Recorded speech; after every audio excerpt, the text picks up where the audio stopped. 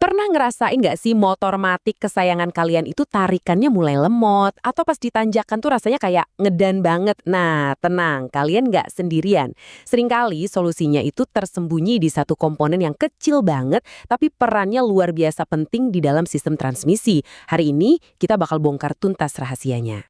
Pasti mau dong ya kan? Siapa sih yang nggak pengen akselerasi motornya jadi lebih enteng, lebih sigap, mau itu buat nyalip di tengah kota atau buat ngelibas tanjakan? Tenang, ada caranya kok, dan ini relatif gampang dan hasilnya nendang banget.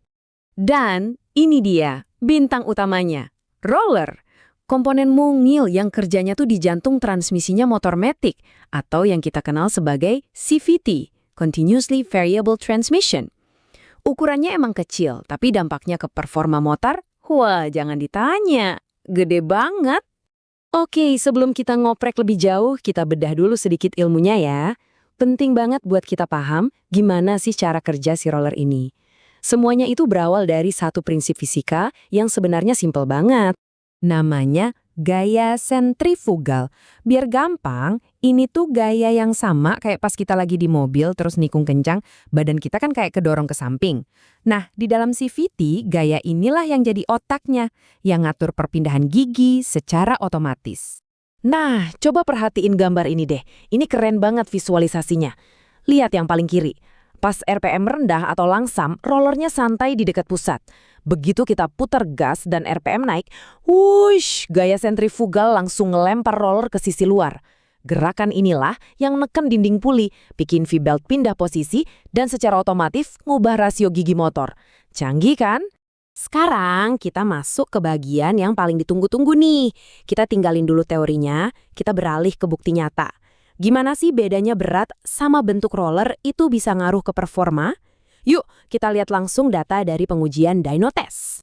Jadi, ini dia arena pertarungannya. Satu skutik 108 cc kita siksa di atas mesin dyno buat ngukur dua hal yang super krusial. Yang pertama itu torsi, ini tuh tenaga jambakan awal yang kita rasain pas baru narik gas.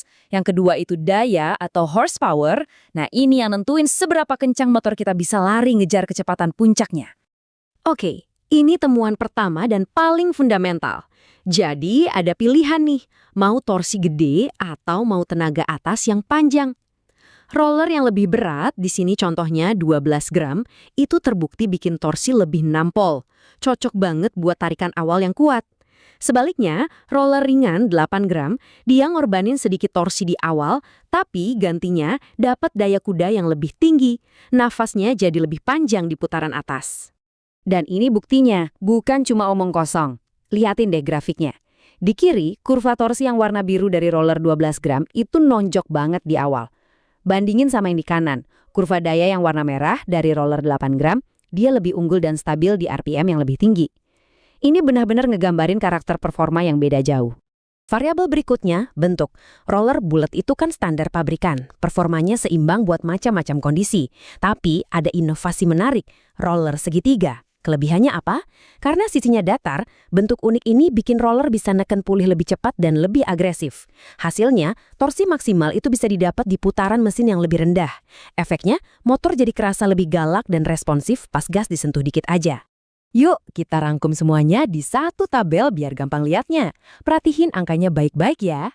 Roller bulat 12 gram jadi jawara torsi, nggak ada lawan. Tapi, coba lirik roller segitiga 12 gram. Torsinya hampir sama, tapi diraih di RPM yang lebih rendah. Itu artinya lebih responsif. Terus, lihat baris paling bawah. Roller segitiga 8 gram nyatet daya puncak paling tinggi. Data ini nih, peta harta karun buat milih senjata yang tepat. Oke, kita udah lihat semua datanya. Sekarang pertanyaan terbesarnya, dari semua pilihan ini, roller mana sih yang paling pas buat motor dan gaya berkendara kalian? Gini deh panduan praktisnya, langsung dari data tadi. Kalau rute harian kalian itu macet, stop and go melulu, segitiga 12 gram bakal bikin motor lincah banget. Kalau sering bawa beban berat atau lewat tanjakan curam, bulat 12 gram itu jawabannya, torsinya paling badak soalnya. Buat pemakaian harian yang seimbang, bulat 8 gram itu udah pas banget. Nah, kalau kalian demen ngejar top speed di jalan lurus, sikat langsung segitiga 8 gram. Merasa tertantang buat ganti sendiri? Ini gambaran singkat prosesnya. Mulai dari buka cover CVT, lepas baut puli, ganti isi rumah rollernya, terus pasang lagi. Tapi ingat ya, ini kerjaan yang butuh ketelitian. Pastiin punya alat yang bener, kayak kunci T sama impact wrench. Dan yang paling penting, semua baut harus dikencengin lagi sesuai standar biar aman. Modifikasi emang seru, tapi jangan pernah lupain perawatannya. Jaga kebersihan sama kesehatan area CVT itu kunci utama biar performa hasil oprekan kita bisa awet dan tahan lama. Ini nih beberapa kebiasaan baik yang wajib banget dilakuin. Jangan pernah telat ganti oli gardan. Terus, tiap kali servis, minta mekanik buat ngecek kondisi V-belt, ada retak-retak atau ausnya. Bersihin debu di dalam CVT juga ngaruh banget.